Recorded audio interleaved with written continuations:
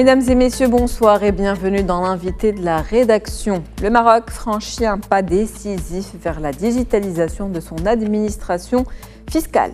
La Direction générale des impôts a annoncé l'introduction d'un système de facturation électronique qui sera opérationnel en 2026. Dans ce sens, la DGI a opté pour une approche progressive. Dans un premier temps, le système sera facultatif pour les grandes entreprises qui génèrent à elles seules 80% des recettes fiscales du pays. L'objectif est d'assurer une transition en douceur, de lutter contre la fraude fiscale et optimiser la collecte des impôts. Comment va s'opérer la mise en place du système de facturation électronique d'ici 2026 ? On en parle ce soir avec M. Mohamed Lahyani. Bonsoir. Bonsoir. Vous êtes expert comptable, vous êtes également commissaire aux comptes et président de la commission juridique et fiscale du Conseil régional de l'Ordre des experts comptables. Merci. Vous êtes aussi auteur de plusieurs ouvrages en fiscalité, en gestion, en audit et en finance. C'est un plaisir de vous avoir avec nous. Merci pour l'invitation. Pour parler de ce sujet d'ailleurs important, mais avant toute chose, essayons de vulgariser un peu les choses et expliquer ce que c'est qu'une facture électronique et pourquoi est-elle devenue aujourd'hui nécessaire. Alors, pour une facture électronique, moi, à mon avis, je dirais qu'une facture électronique n'est pas une facture dématérialisée en quelque sorte. Ça veut dire quoi ? Ça veut dire que ce n'est pas une facture qu'on va scanner, un papier qu'on va scanner, on va dire que c'est une facture électronique. Non, une facture électronique, c'est qu'elle doit suivre 4 étapes. D'accord ? C'est une facture qui est créée, qui est émise, qui est reçue et qui est archivée d'une façon électronique. Contrairement à une facture papier, scannée, et ensuite, on la dématérialise. Je rappelle que la facture électronique, elle est prévue par la loi de finances 2018. Donc ça date maintenant, ça fait 6 ans. Il est temps maintenant de passer à la concrétisation du projet justement de la facture électronique. Je rappelle que l'article exactement qui prévoit cette facture électronique, c'est l'article 145.9 de la loi de finances, bien sûr, 2018. D'accord. Et qu'est-ce qui change concrètement avec En fait, ce qui change, c'est que la Direction générale des impôts, lorsqu'elle a lancé l'appel d'offres, elle a lancé 2 typologies de factures électroniques. Soit c'est une facture électronique sur un système d'information de logiciel qui sera bien sûr homologué, c'est-à-dire accepté en tant que tel. Donc il y aura sûrement des retouches à faire, ce qu'on appelle le post-audit. Donc ça, c'est la première option. La deuxième option, c'est un système, ce qu'on appelle de clearance. Clearance, ça veut dire quoi ? Ça veut dire qu'il y a un certain accord de l'administration fiscale sur la forme, le contenu de de la facture électronique, conformément toujours à l'article 145 qui doit contenir un certain nombre d'informations. Il y a certains pays qui ont adopté les 2 systèmes en parallèle ou l'un des 2. Pour le moment, non. Est-ce qu'on prévoit d'adopter l'un des 2 ou les 2 ? Ça, pour le moment, je ne peux rien vous annoncer. Mais j'ai vu un peu comment ça se passe dans les autres pays. Alors, soit vous avez un logiciel de facturation électronique qui est connecté à l'administration fiscale, il y a une certaine synchronisation d'informations. Donc, c'est un va-et-vient entre le contribuable et l'administration fiscale. Quand je parle de contribuable, bien sûr, c'est une entreprise, c'est la personne morale en tant que telle. D'accord ? Premièrement, il y a aussi un certain reporting. C'est-à-dire, on fait un reporting à l'administration fiscale sur les ventes qu'on a réalisées. Autrement dit, ça, la presse commence à en parler, c'est que le modèle de facturation classique qu'on connaît pour certains, c'est sur Excel ou Word, un logiciel local, celui-ci, à mon avis, va être revu de bout en bout. D'accord. D'ici 2026, ça n'existera plus, certainement. Écoutez, on a parlé justement de 2026, bien évidemment. Mais encore une fois, à mon avis, on va faire la même chose que le délai de paiement. D'accord. C'est-à-dire qu'on ne va pas d'un seul coup dire aux contribuables non, il faut passer à la facture électronique. Je pense, je donne mon avis personnel, c'est qu'on va imposer selon le chiffre d'affaires, comme on a fait pour les délais de paiement, qu'on a fait aussi pour les télédéclarations. C'est-à-dire qu'est-ce qu'on a fait pour le délai de paiement ? On a parlé d'abord de la loi qui a été publiée le 15 juin 2023, applicable aux grandes sociétés à partir du 1er juillet 2023, pour les sociétés qui font plus de 50 millions de dirhams de chiffre d'affaires, pour les délais de paiement, je rappelle.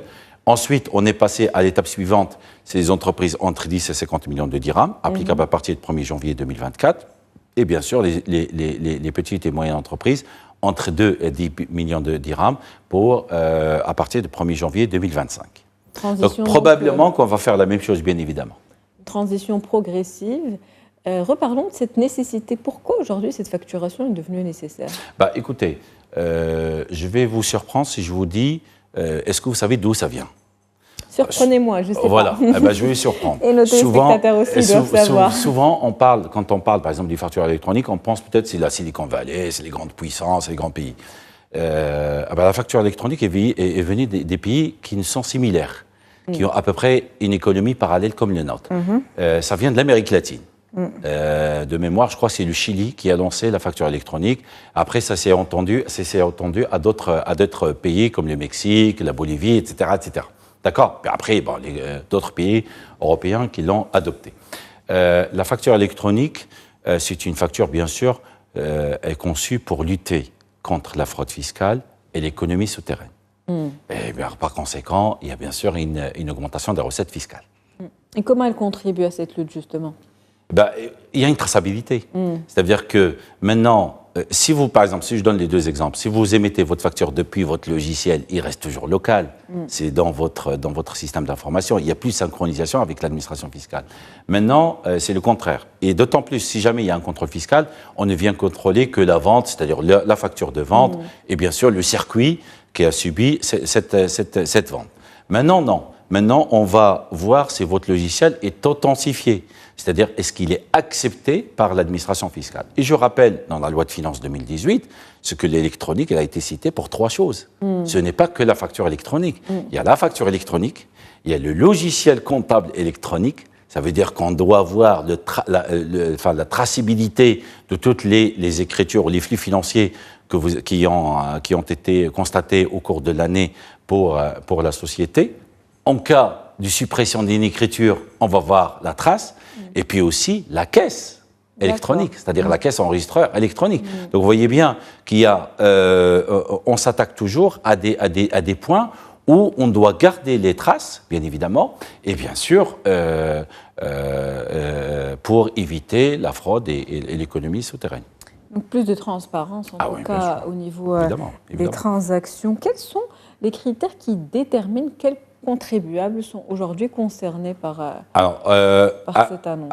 Au jour d'aujourd'hui, et à ma connaissance, je ne pense pas qu'on a défini encore quel type de contribuable. Mais par contre, si je me réfère à l'article 145, qui parle justement de la facture électronique, a priori, il a exclu les contribuables qui sont ce qu'on appelle les auto-entrepreneurs et les ex-forfaitaires, qu'on appelle actuellement les CPU.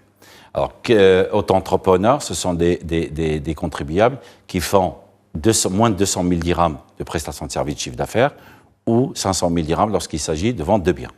Pour les CPU, ex-forfaitaires, c'est vente de services moins de 500 000 dirhams et vente de biens moins de 2 millions de dirhams. Je pense, à mon avis, ce type de contribuable, il ne sera pas concerné par la facture électronique, et d'ailleurs, il est prévu... Momentanément ou écoutez, pas du tout Non, pas du tout, ça on ne sait pas, parce que là on parle de la loi. L'article de loi 145 a exclu ces deux contribuables. Pour le moment, oui. Voilà, peut-être que la loi va évoluer, elle va généraliser. Mais c'est la même chose pour les délais de paiement. Donc, lorsqu'on parle de ces deux contribuables, on est déjà à un chiffre d'affaires de 2 millions maximum. D'accord. Rappelons, délai de paiement, c'est la même chose. C'est-à-dire ceux qui sont au-delà de moins de 2 millions, ils ne sont pas concernés. Et ceux qui sont au-delà de 2 millions, ils sont bien sûr concernés par la loi sur le délai de paiement. C'est à peu près la même chose. Et donc cette facture électronique permettra également d'augmenter les recettes fiscales. Ah, bien évidemment. Comme je dis tout à l'heure, c'est la traçabilité. C'est-à-dire toute transaction que vous avez envers les sociétés. Je rappelle une fois, c'est que là, on parle de B2B. B2G, c'est Business to Government. On a déjà une sorte de traçabilité parce que, il y a un bon de commande émis par une agence publique ou un établissement public. Il y a un compte qui est créé, qui vous est dédié. Et vous déposez votre facture, bien sûr, qu'il y a un lien entre vos bons de commande. Donc, il y a déjà une traçabilité entre la prestation ou la vente de biens et l'établissement ou l'agence publique. En revanche, maintenant, c'est B2B. On va opter à peu près pour la même chose, c'est-à-dire B2B, c'est-à-dire une traçabilité de la facture. Et probablement, on va arriver aussi à un B2C, c'est-à-dire les consommateurs finaux. Absolument, toujours pour plus de transparence. Donc, toute facture n'ayant donc pas été émise par le système électronique de la DGI sera automatiquement rejetée. Tout à fait. On se réfère encore une fois à l'article 145.9.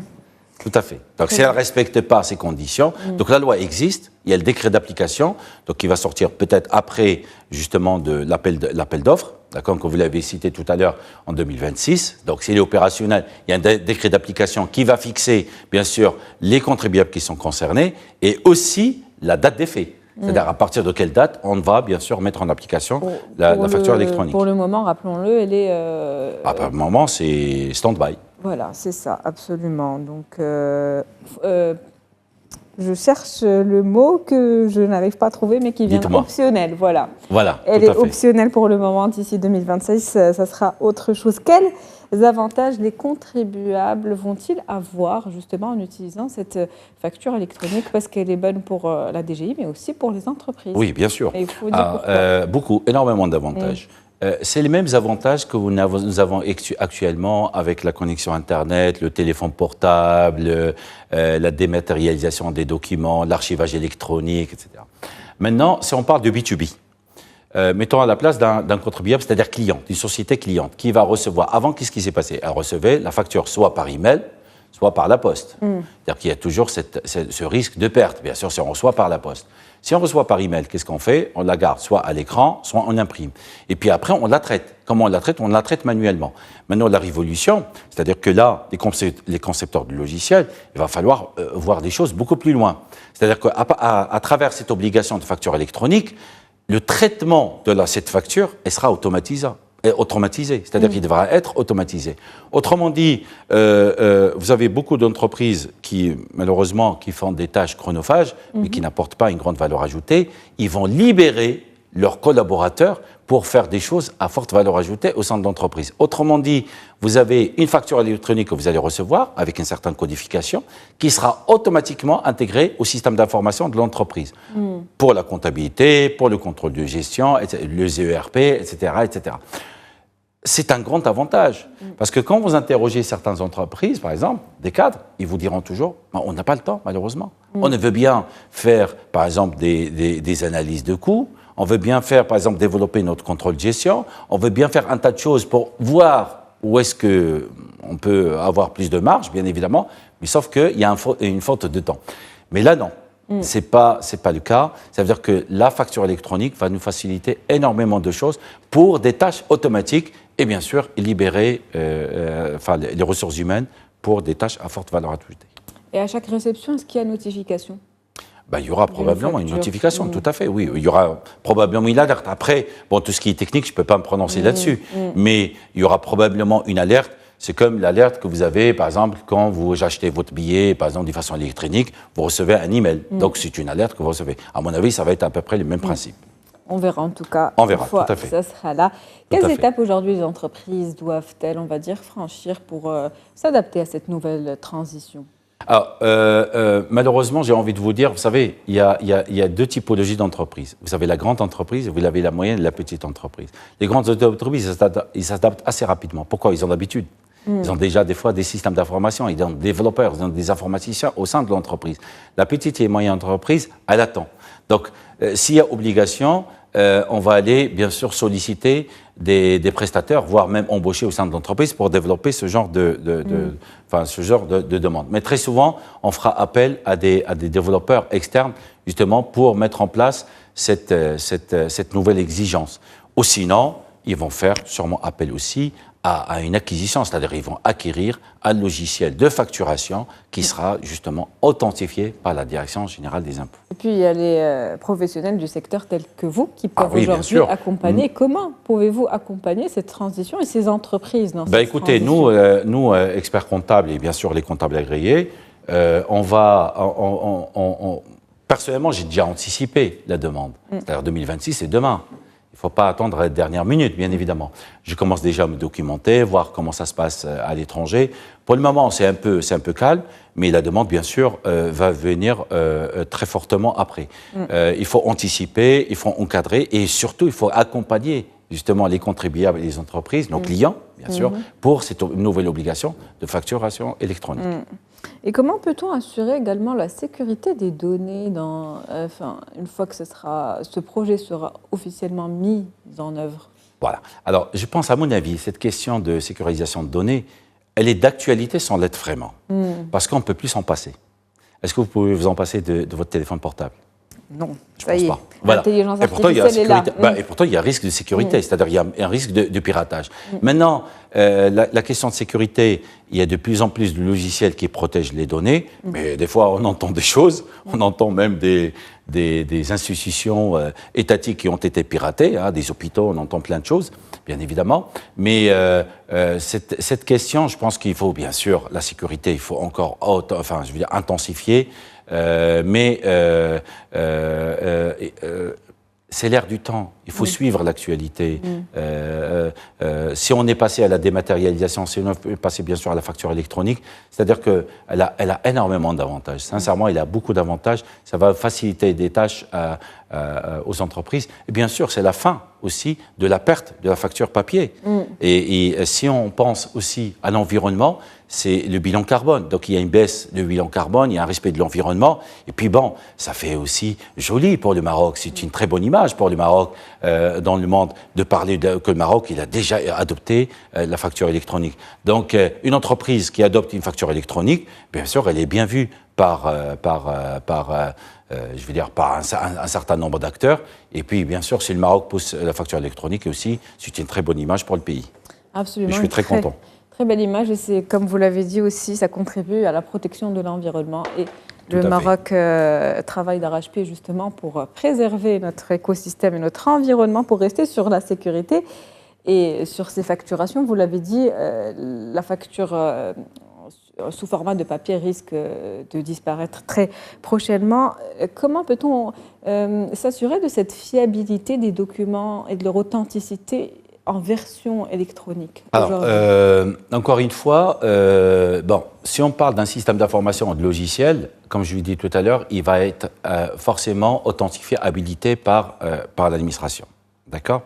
Le contenu doit obligatoirement respecter les conditions de forme, c'est-à-dire de l'article 145, avec un certain nombre d'informations qui sont, par exemple, l'identifiant fiscal de la société, le nom du client, l'adresse, l'ICE, etc.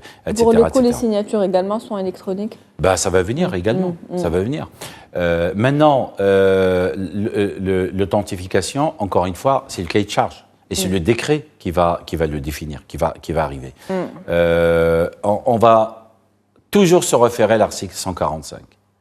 Et attention, on ne parle pas que de la facture électronique, on parle aussi des tickets de caisse. Parce que l'article, la loi 145.9, facture électronique, qui renvoie à quoi? Il renvoie à 2 points. Il renvoie, bien sûr, à la facture électronique et les tickets de caisse également. Donc là, ce sont deux points qui doivent respecter, bien sûr, les conditions de forme de l'article 145, premièrement, et deuxièmement, tout système d'information qui sera adopté par l'entreprise, il doit obligatoirement respecter l'article 145. Sinon, la facture sera rejetée. Très bien. Et selon vous, comment pourra-t-on évaluer l'efficacité de ce système de facturation une fois qu'il sera opérationnel officiellement? Écoutez, l'efficacité, c'est simple, comme je l'ai dit tout à l'heure. C'est-à-dire qu'il y a la création, l'émission, la réception et l'archivage électronique. S'il n'y a pas de bug, c'est parfait, premièrement. Deuxièmement... Est-ce qu'il y a des indicateurs de performance particuliers? Parfaitement, tout à fait. Si on parle, par exemple, si vous parlez, par exemple, de l'administration fiscale. Donc, l'administration fiscale, encore une fois, moi, je ne parle pas à son nom, moi, je donne un avis, bien évidemment, en tant qu'expert comptable. Ce qui va se passer, si on parle d'efficacité, d'un point de vue global, si la recette fiscale augmente, c'est que le système est efficace, premièrement. Deuxièmement, ça va aussi permettre de détecter les entreprises qui sont inactives. Troisièmement, bien sûr, baisser la fraude, c'est-à-dire contrer la fraude. Et tout à l'heure, j'ai dit la recette fiscale. Maintenant, si je me mets à la place d'une entreprise, c'est-à-dire que la synchronisation entre le client et le fournisseur, si le client, par exemple, accepte la facture électronique, reçoit la facture électronique, c'est bien sûr pour alléger les tâches et non pas l'alourdir avec les tâches. C'est-à-dire qu'il y a un système de facturation électronique pour avoir un certain nombre de codifications automatiques pour pouvoir l'intégrer dans ce système d'information sans passer par l'ancienne méthode, c'est-à-dire le traitement manuel et la tâche qu'on Chaque facture disposera d'un code qui lui est propre. Non, alors ça c'est autre chose. Il est préférable. Il est préférable que chaque facture dispose justement d'un certain nombre de codes. Pourquoi? Pour faciliter la tâche au client et lui éviter bien sûr la tâche manuelle, c'est-à-dire la saisie manuelle ou le traitement manuel de l'information. Mais ce n'est pas automatique pour le moment en tout cas. Pour le moment, non. Pour le moment c'est une obligation fiscale. Mais encore une fois, autant profiter. Très bien. Et quels sont les défis potentiels auxquels, selon vous, toujours en tant qu'expert, votre avis, auxquels la DGI pourrait être confrontée dans la mise en œuvre de ce projet? Est-ce qu'il peut y avoir des réticences au niveau des entreprises? Ouais. Alors je vous pose la question autrement. Est-ce que les contribuables sont prêts à faire leur déclaration papier? Je suppose que oui, bien évidemment. Non, mais est-ce qu'ils sont prêts à le faire maintenant? Je ne pense pas qu'ils peuvent faire une marche arrière. Je parle des déclarations. Maintenant, on s'est tellement habitué à un confort de déclaration fiscale qu'on ne peut plus, enfin, en tout cas, beaucoup ne veulent plus revenir en arrière. On a un certain confort dans la déclaration à distance. On ne se déplace plus. On n'a pas la contrainte des horaires. On n'a pas la contrainte des week-ends. On n'a pas la contrainte du jour de travail ou du jour férié. C'est exactement la même chose. C'est-à-dire qu'une facture électronique, effectivement, ça va créer un certain confort de travail. Au début, toute chose nouvelle, bien sûr, il faut l'assimiler. Il y a un travail derrière. Bien sûr, les entreprises vont être formées, vont être accompagnées. Nous, experts comptables, on va accompagner beaucoup, bien sûr, de nos clients, entreprises, pour justement mettre en place cette facture électronique. Il faut un temps, et vous allez voir, ça va être un grand confort. Une transition qui va prendre du temps. Combien de temps, selon vous? Non, ça, je ne sais pas. Je peux pas vous le dire. Si. Mais je l'ai dit tout à l'heure, moi, je pense que les grandes entreprises sont plus aptes. Mais ça va être un bon client test, si vous voulez, les grandes entreprises. Pourquoi? Parce qu'elles sont aptes à s'adapter au changement assez rapidement.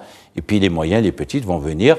Et puis, vous verrez que ça va très, très bien se passer. Comme les délais de paiement, d'ailleurs. Absolument. On attend que ça se passe très bien, justement. Merci beaucoup. On arrive déjà, du coup, au terme de cet entretien avec vous, Monsieur Mohamed Lahyani. Je rappelle que vous êtes expert comptable. Vous êtes également commissaire aux comptes et président de la commission juridique et fiscale du Conseil régional de l'Ordre des experts comptables, auteur de nombreux ouvrages en fiscalité, audit, finance et gestion. C'était un plaisir de vous avoir avec nous. Moi aussi, je vous remercie beaucoup.